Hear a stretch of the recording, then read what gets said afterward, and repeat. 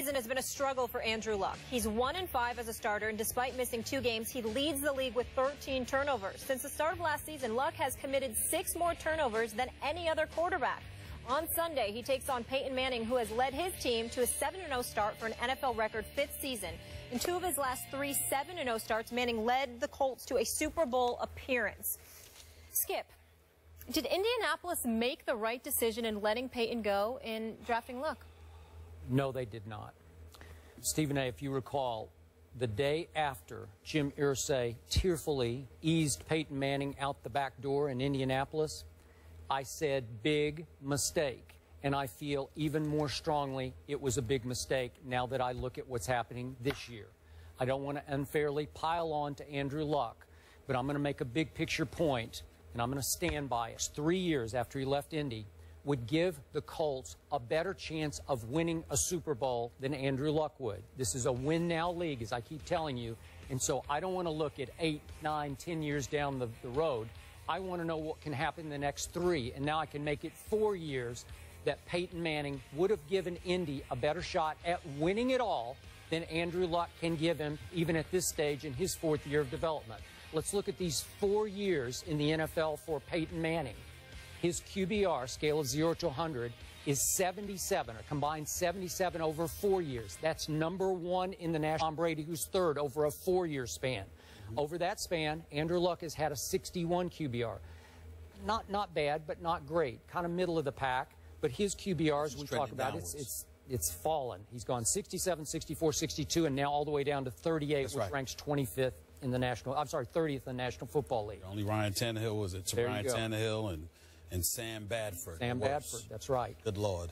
Got me saying Sam Bradford. Yeah, you got. Over the 4 years, Peyton Manning has thrown 39 more touchdown passes than Andrew Luck. He's thrown 8 fewer interceptions. He has 12 fewer total turnovers. And I have to point out that as successful as Andrew Luck's team has been, because it has been a playoff team, and you make the case, they go one step and then another step and another step in the playoffs.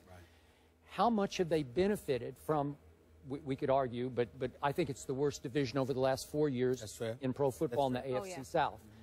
They are now, the Colts, 19-2 over Andrew Luck's 4 years in the South. 19-2. So it's a gimme division where you're going to win the division and get a home playoff game. Okay, now let's look at what's happened in the postseason. Peyton Manning, he's only 2-3, and he did lose at home to Luck last year, so I'm going to give Luck that one. But Peyton Manning has 9 touchdowns to 5 interceptions in the postseason, and Andrew Luck in his 6 postseason games has 9 touchdowns to 12 interceptions. So even in the postseason, he has 7 more interceptions than Peyton Manning, because we know Andrew Luck has been a turnover machine. So I'm looking at the totality of this, and on aura, on mystique, on lovability in the city of Indianapolis, horseshoe on the helmet. Peyton was the Colts. It was the house that Peyton built, Lucas Oil Stadium. If you keep him and he's playing at this high of a level, and you could argue, well, maybe they don't surround him with enough help and he doesn't have a great enough supporting cast. I don't know. I'm taking Peyton over Luck. And again, I'm not saying Luck's a bust. I'm not saying I despise him. I don't. I'm just saying this is the great Peyton Manning who had 3 straight years at MVP kind of level. Certainly last year for about half a year he was at MVP level. And a lot of people, including I think Jim Irsay and the Colts doctors, thought he was pretty much shot after all those neck procedures. What did he have, 3 neck procedures or whatever it was? So again, I didn't think it was that he was shot. I thought Denver made a great choice to go with him over Tim Tebow, obviously, as much as I love Tebow. This is the great Peyton Manning. And I think he has served Denver better than Luck was able to serve the Colts. And obviously he got them to 1 Super Bowl in which they got blown out. I think the thing about it is that in all seriousness, let's be honest about why we're having this discussion. We're not having this discussion to debate the greatness of Peyton Manning compared to the greatness of Andrew Luck, because Andrew Luck does not compare to Peyton Manning as of yet. Peyton Manning, obviously omitting 2011 because he didn't play a game due to the neck surgeries and what have you, Peyton Manning is literally in his 17th season in the National Football League. Andrew Luck is in his 4th. That is a 13. If you want to add the year, it's a 14-year. But in terms of playing year, it's a 13-year gap, a 13-year difference. And that's where you and I part ways. Because if you, I know you're talking about it's a win-now league, it's a win-now league. The difference between you and I is that you're sitting there and you're betting the house on Peyton Manning in this 3-4 year period where he's doing his thing. If I'm an owner, if you're an owner, that's what you do. If I'm an owner, I'm thinking about the fact that I got this dude coming out of Stanford that may very well be around for 20 years. And I'm going to go with the 20 instead of the 4 to 5. That's all that's going on here, because Andrew Luck does not compare to Peyton Manning. Now, let's take into account what you're saying. Peyton Manning has played at an MVP caliber year. We understand that throughout his career. He's been in Denver now 3 full seasons. Skip, 2 of those years, he didn't win a playoff game. He went to the Super Bowl the middle year. His first year there, they lost the very first game to the Baltimore Ravens. On a Hail Flacco. On a Hail Flacco. On a Hail Flacco. Last year, they lost to Andrew Luck. And some people believe because Peyton Manning got beat up against St. Louis and hadn't recovered. But again, because at the time he's 38 years of age, you got to go through what you got to go through. So to me, the very points, and this is where it's really interesting from a debatable perspective, because I'm not refuting what you're saying. I'm just saying that doesn't work for me in terms of my thinking.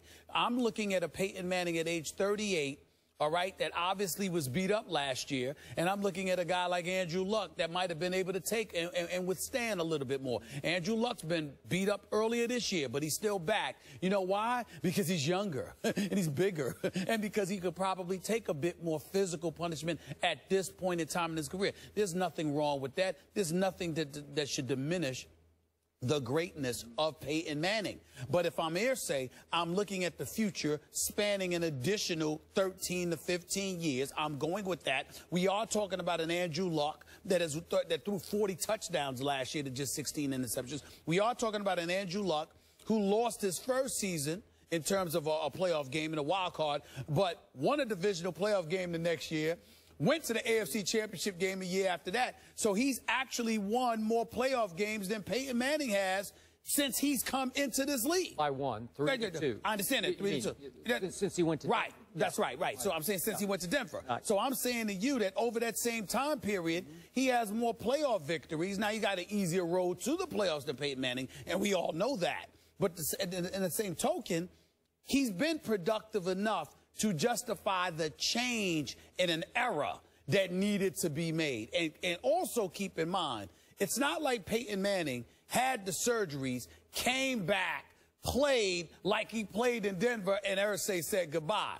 There were questions as to whether or not Peyton Manning would ever be Peyton Manning again because of health. So if I've got Andrew Luck waiting, and he's younger, and you've got all these prognosticators talking about his potential, which to some degree he has validated, despite the mistakes, there's no question to me that the Indianapolis Colts made the right move, because you have to take into account the time at which they made the move. Again, if Peyton Manning had come and thrown 55 touchdown passes and all that stuff, and then after that, Irsay said, no, I'm going to get away from you, and I'm going to go with the young dude, you got me. But they made that decision fresh off of Peyton Manning's surgery, him sitting out the season, having not played at all, and they had Andrew Luck waiting in the wings. You have to make that call. And I don't see how, honestly, Skip, from a business perspective, I'm not talking about your football-loving self. I'm talking about from a business perspective. I don't understand how you can look at Irsay under those conditions and deem him to have made the wrong decision. Because you're betting, remember, we're not talking about his game. You're talking about his health. You're betting on the health at the time of a 35, 36-year-old quarterback to one coming in at age 20, 21 with all of this potential. I don't know how that's an argument. I really don't. Okay, I want to stress, I first guessed this. I'm not doing 20/20 hindsight. I said it from the start. I'm not going to let go of it. I will support you on that, but you have to be willing to emphasize the word guess. Even though you first guessed it, the operative word is not first. It's a guess. I can't guess at the expense of losing Andrew Luck. I can't do that. Okay, remember, the ESPN reports versus the Indy team reports that were being reported, their doctors' reports, were that our reports were saying independent doctors were clearing Peyton and saying he was going to be okay. I don't bet against proven greatness. And as shaky as Peyton has often been in the postseason, right. I've often questioned his postseason. What is it? I've lost track. 9-11 in the postseason? Yep. Okay. I get that. But if I have a chance with a guy who's so beloved in my city that we might go a little farther with him, I'm not going to bet on Andrew Luck because I didn't love him enough, because I told you I would take RG3 over Luck, and then RG3 got hurt. But you can also, I'm going to give you some ammo here to argue back to me.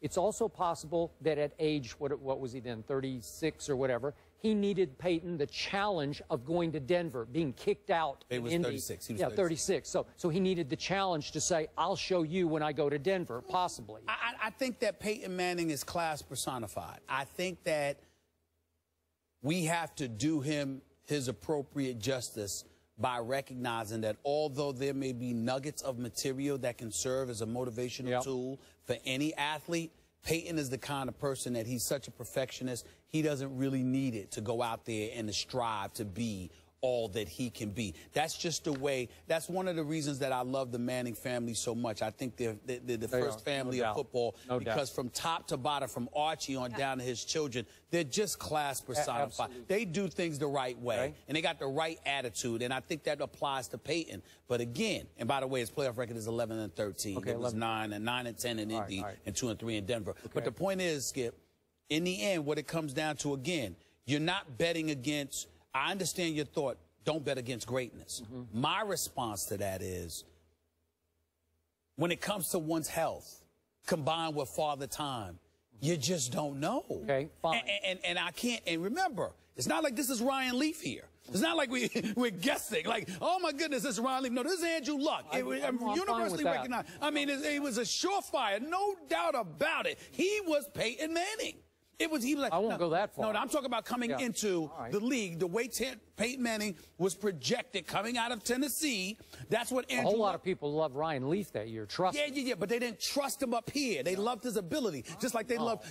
They did. Well, I was all over that draft. No. It was 50-50. You are. But what I'm saying is, and the reason I'm bringing this up is because I recall you saying it. You were talking about everybody was nip and tuck, Ryan Leaf, Peyton Manning. But the one thing that everybody pointed out was this. Okay. And they didn't say that about Ryan Leaf. Last point.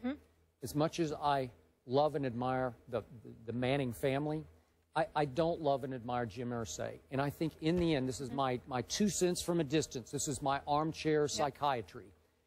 To me, Jim comes across as a frustrated wannabe rock star. He's bought up all these classic guitars used by Jimi Hendrix and some of the great guitarists. Right. And I think in the end, at that point, he wanted to take over the Colts. He wanted to get, because it was Peyton's team, and he wanted it to be his team and his future. So I'm going to go pick the quarterback, and I'm going to show you, and then I'm going to take over the town. That's what I think he tried to do. And my response to that, I think that, and I don't mean to be negative here, but I don't think we can ignore some of the personal issues Irsay had and how that may have basically provoked him even more to want it to be his, because the level of affection that he would receive would offset some of the problems he had. Maybe.